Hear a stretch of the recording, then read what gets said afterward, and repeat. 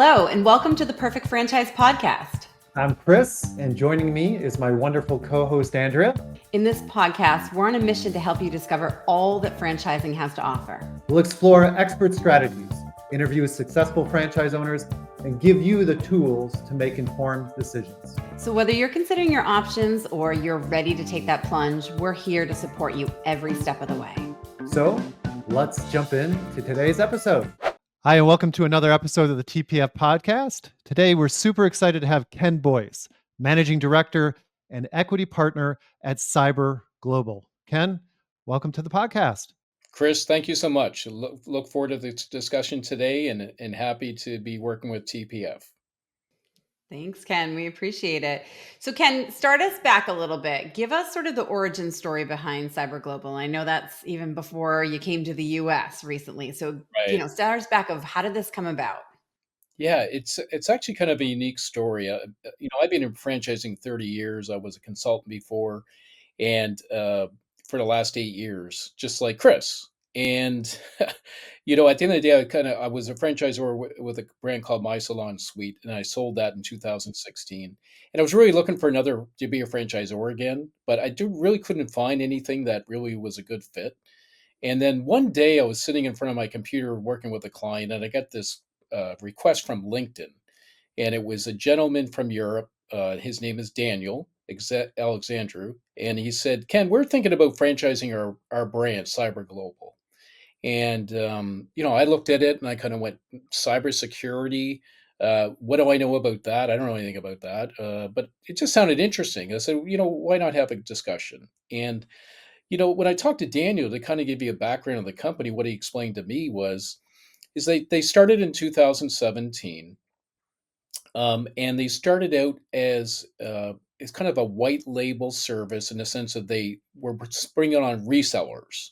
So they were doing all the cybersecurity work. They had all the technicians.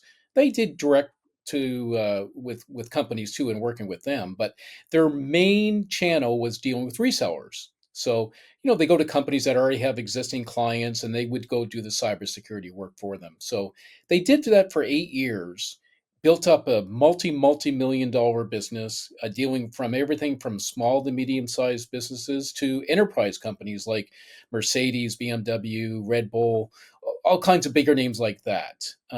But then I asked Daniel, I said, well, why do you want to franchise? And he said, well, we want to build a brand name with Cyber Global. We're kind of behind the curtain right now when it comes to our brand name because we're dealing with resellers. And we really want to be a true franchise now. And that's why they wanted to speak with me with my experience in franchising to see if it was going to be a viable option for them and everything. And so we went through the whole thing, and I asked them, what is it you want to do with Cyber Global? What is it you want to, when you grow up, what do you want to be? And they say, we want to be the number one cybersecurity brand in the world. Well, they're already in 18 different countries. They had 70 resellers over the last 8 years. So, I mean, that's a big ask. That's a big goal, but they're already kind of getting there a little bit, and they really valued the franchise model. And I said, why? And they said, because we love the model of, having somebody that's vested, somebody is the owner of a local area that represents our brand and everything. So that's how I got involved with them. I'd give a little history of the company, and we started franchising in November of last year. So we're relatively new. If you want to call us, we're an emerging franchise, but we're not a new company. Big difference. We have over 100 employees in our corporate offices. We have six. Right now, we have six support people that are on our support staff for our franchisees. We've only been franchising now for the last 90 days, and I'm very excited to tell everyone that we already have six franchisees, four that have gone through training, and we expect to bring on about 25 this year and 25 the next year, and we'll almost be done. We're only going to have about 50, 60 franchisees. So to give you a little history, very quickly, that's really the history of Cyber Global. I'll be glad to get into explaining more of how we do things and how we help our franchisees be successful with you too. So Ken, can I hit on one thing? So when Sure. you say, is it just, 50 or 60 in the US, but are you Yes. considered a franchise outside of the US? We're franchising worldwide too. So Okay. we have two franchisees in the UK right now. We have one in Ireland. We have one in Austria. We have one in Dubai. Uh, where else? We have one signing up actually in Denmark right now. So we're going to be a worldwide franchise also. Some countries are more intuitive to franchising than others, but Yeah. definitely, yeah. My focus, and I'm an equity partner with them for North America. My focus is developing Canada and the US. Yeah. Got it. Okay. So I'm assuming there's some other listeners and viewers that are in the same boat as me that need you to back up a little bit, Sure. talk to me like I'm a 5-year-old, and explain exactly what do you mean by cybersecurity? I mean, we Sure. all have these high level ideas, but what are the scope of services that a franchisee would be offering small mid-sized businesses? And also, I don't know much about cybersecurity, but I know enough to know it's a really hot topic when Right. you know, I would say it's AI or cybersecurity are the two hottest topics in tech right now. So Right. why is it so hot? So can you give me a little background there? Well, I think to give you why it's hot, and I like to say it's hot, but it's not going to get cold, if you know what I mean. It's going to continue to be hot for many years. And there's really one simple way to answer that question is AI. Cybersecurity's been around for 30 years. It's nothing new. It's just accelerating. Now, why is it accelerating? Because cyber criminals are becoming far more dangerous. Why? Because of AI. It's making them more efficient and more dangerous. And companies now have to pay far more attention to protecting their data, their infrastructure, because with these cyber criminals using AI, they become more destructive. And that's where the acceleration is really happening. And we don't try to go in and scare our potential customers. We don't sell on fear, I guess is the best way to put. But if you hear the stories, the press doesn't cover it. If you hear the stories on a daily basis of companies losing their data or their manufacturing line getting shut down or systems servers gone, like it happens every day and it's not going away. So obviously, companies need to be more aware of it, and most of them have no idea what to ask, what to do, and that's what we're here for. Is we're here to educate them, inform them, help them, give them the solutions that they need. Now, we have 40 different solutions and services we offer to. We Mhm. only do cybersecurity, by the way. We don't do anything else. We don't Okay. even sell antivirus software. We don't sell products. We provide solutions to our customers. And the main ones are what we call penetration testing, and there's things called security operation centers where it's like 24/7 monitoring for your company, just like a house monitoring service would be the best thing. Is if somebody breaks into your window, the alarms go off. Same kind of thing Mm, to simplify it for today. The services aren't rocket science. Now, the technicians and the engineers doing the work, that's the rocket science.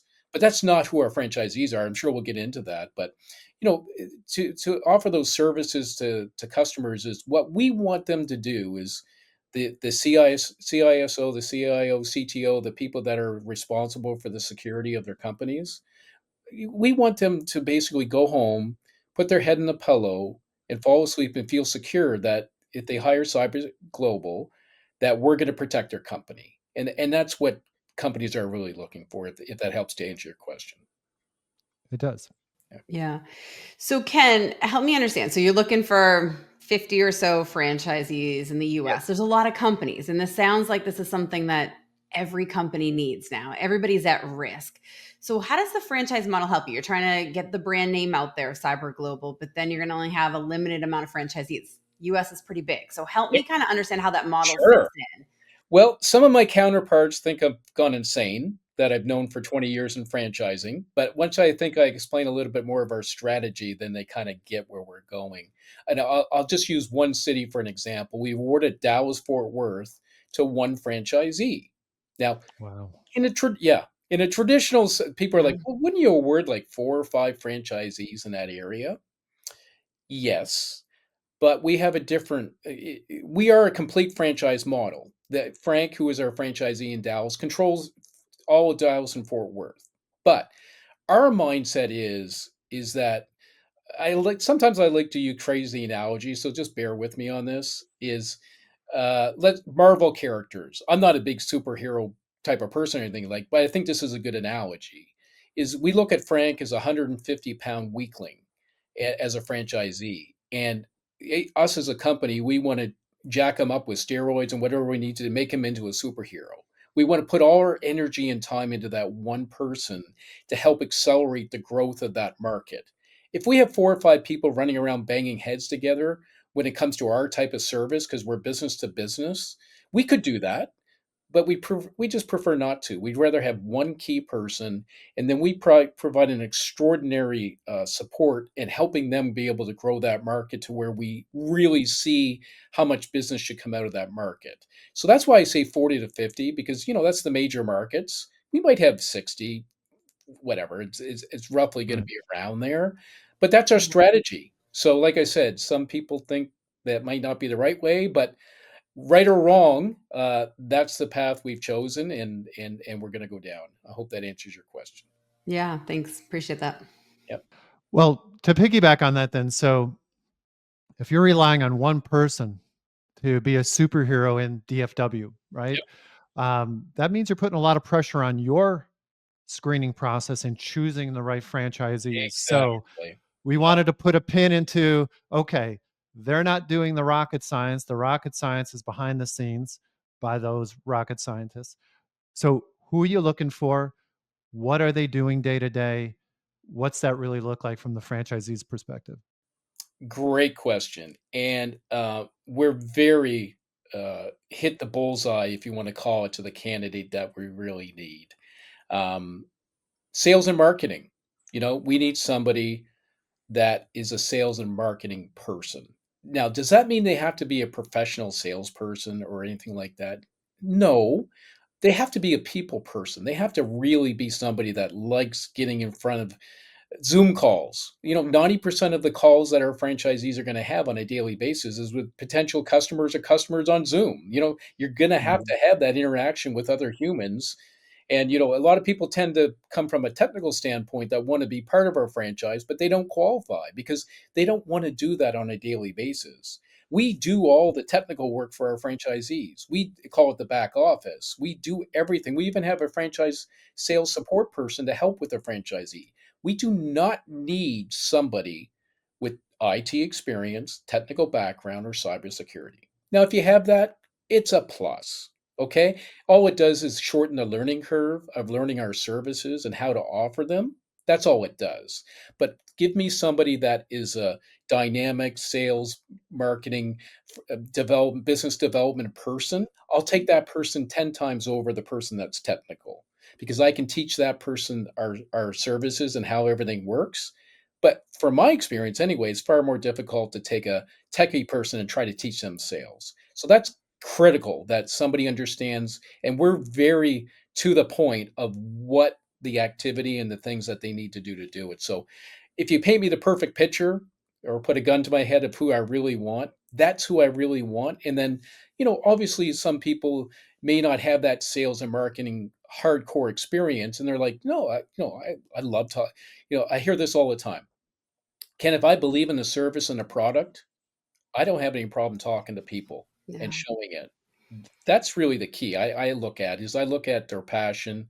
I look at how much energy they're going to have, their personality. So there's a number of things we look at that, but that's the key person that we're really looking for, Chris. No, thank you. Yeah, That helps. And can we get a lot of people that come through a process that are more tech savvy? And it's yeah, challenging because they gravitate towards these B2B sure. businesses, right? It makes sense. It's comfortable to them because they've been in the tech space, but they're more operations driven. They're not sales. And, you're hitting that where you really need somebody that needs that relationship development because that's really B2B, right? You're bringing in those relationships, you're managing them.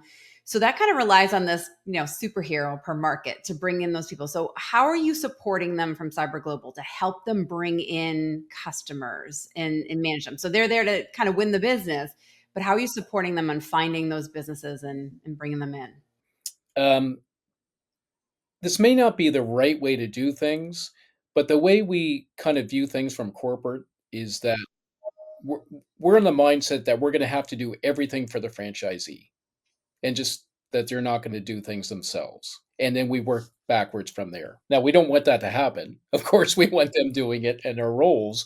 We just wanna make sure that they have the resources, experience, knowledge, tools to be able to make things a lot easier. Now, one of the programs we do is, I talk to our franchisees and I say, with your role, you're going to be dealing with a lot of people, and they say, well, Ken, do I got to do a lot of cold calling? I go, and nobody who likes to do cold. Chris, you like doing cold calling? I hate doing Nope. it. Who likes doing cold calling? Some people do, I guess, but I think most of us hate doing it, right? And Yeah. people aren't gonna do what they don't like doing. I mean, I don't care if it's your business or not.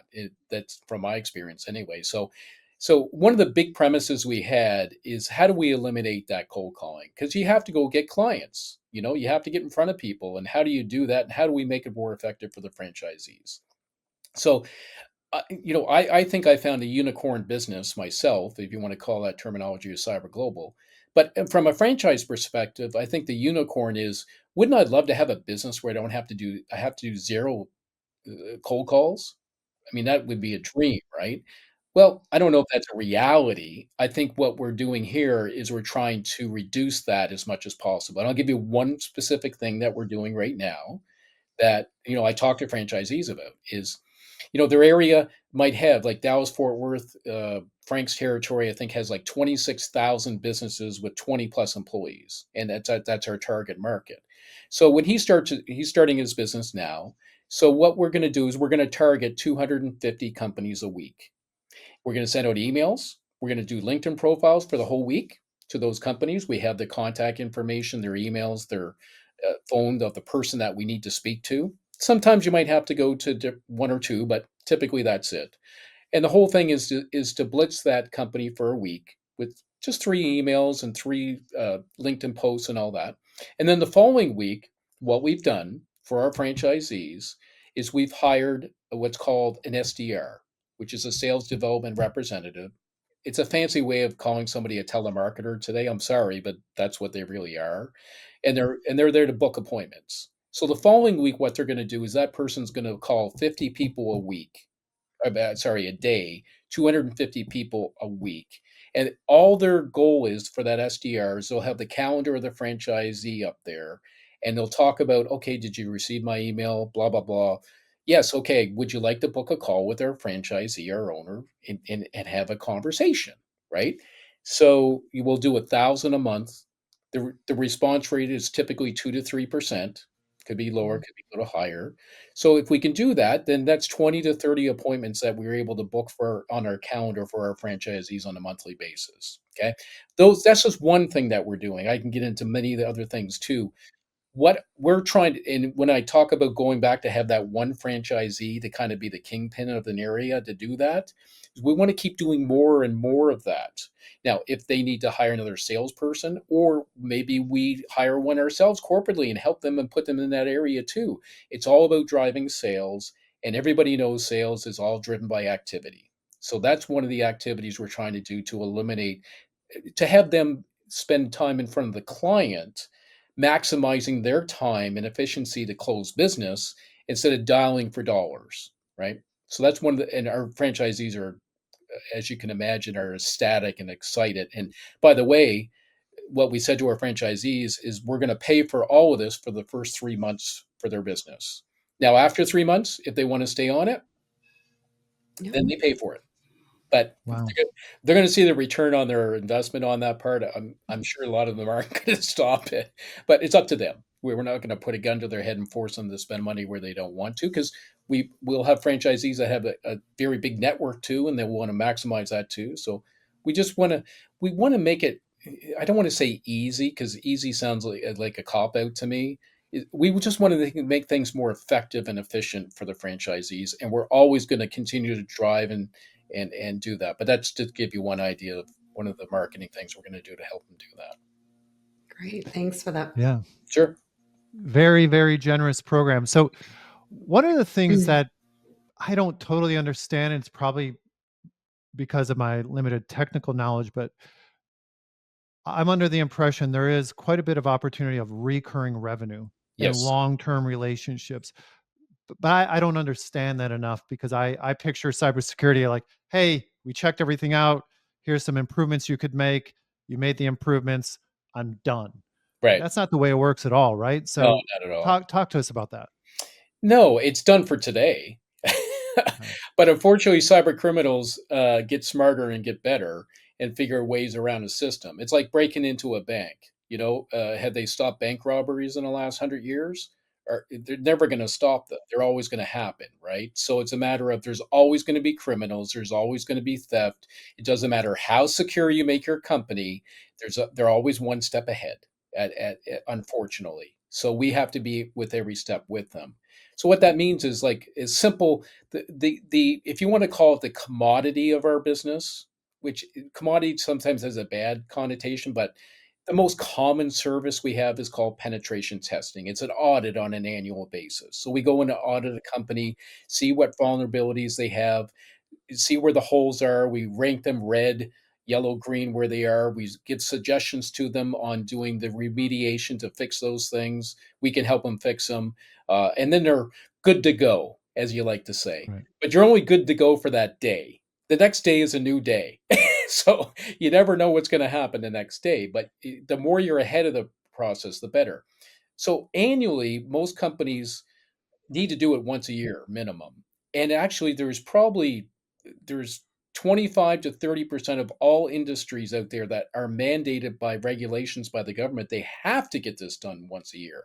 So of course, those are the low hanging fruit, right? Because they Right. have to do it. The other ones need to do it. Now, it doesn't mean they all want to do it. They don't. It's like, do you want to buy auto insurance?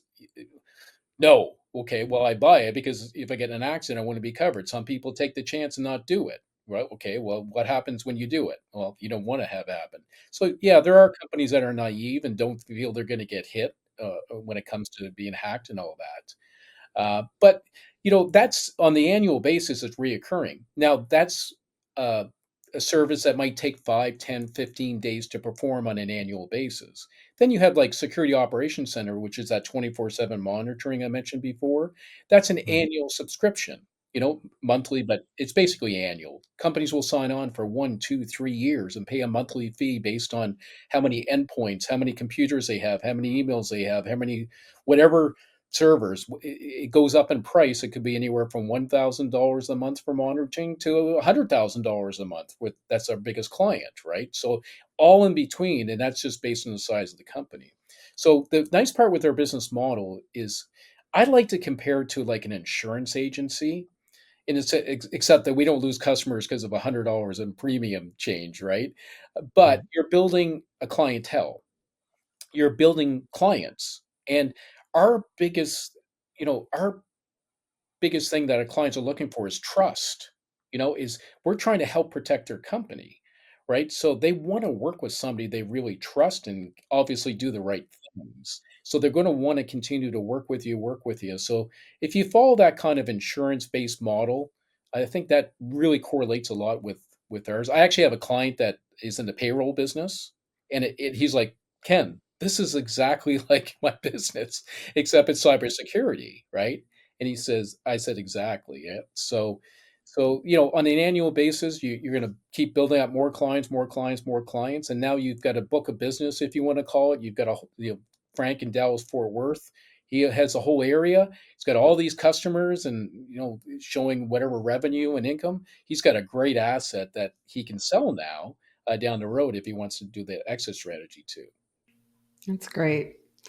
Thanks. I've learned a lot about cybersecurity today. I realize it's very important. So appreciate that, Ken. Ken, we're going to pivot a little bit and we're going to talk sort of just general about franchising and ask your advice on a couple things. So, what's one thing you would tell somebody who's seriously contemplating buying a franchise? What's one piece of advice you'd give them? God. Um, There's lots, but if you were to put a gun to my head and ask me for one, I think the most important thing is when you put your feet on the ground when you get out of bed in the morning and you get up, is that you're going to enjoy.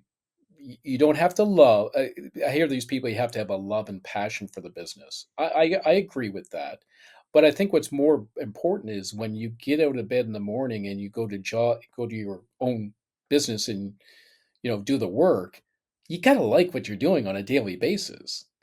As I said to our franchisees, if you don't like sales and marketing, you're gonna hate our business. You might like the business, you might like what it can do, you might like what it can produce for you and income and all that, but your daily activity to me is the most important thing in any business, whether it's a franchise or anything else. So if you force me for one answer, I think that's the most important thing.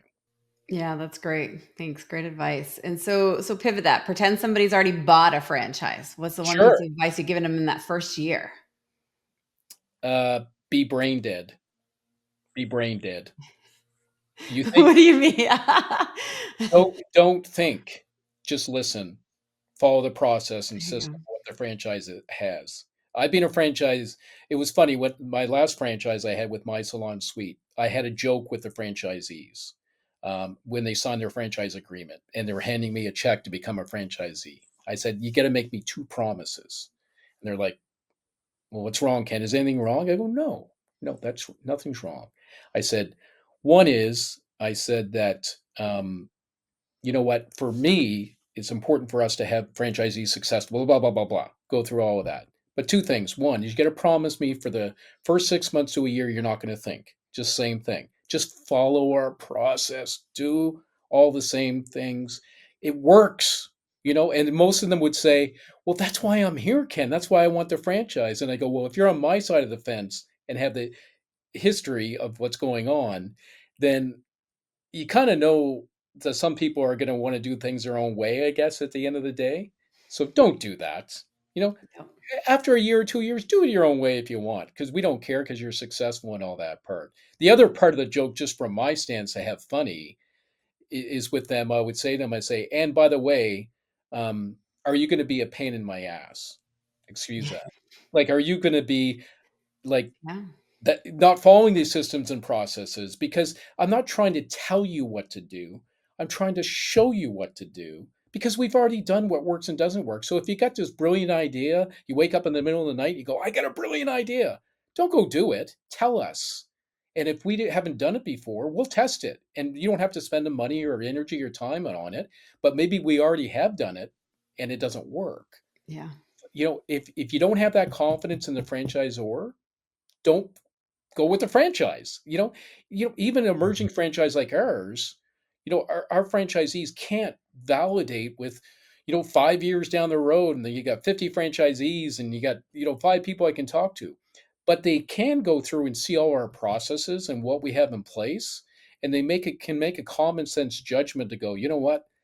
You guys know what they're doing. They're on the ball. I just need to follow the process and system to be able to do it. And they've been doing it with resellers for the last 8 years. So for us, but I think to go back to your initial question, I think that's so important for the success of an existing franchisee anyway.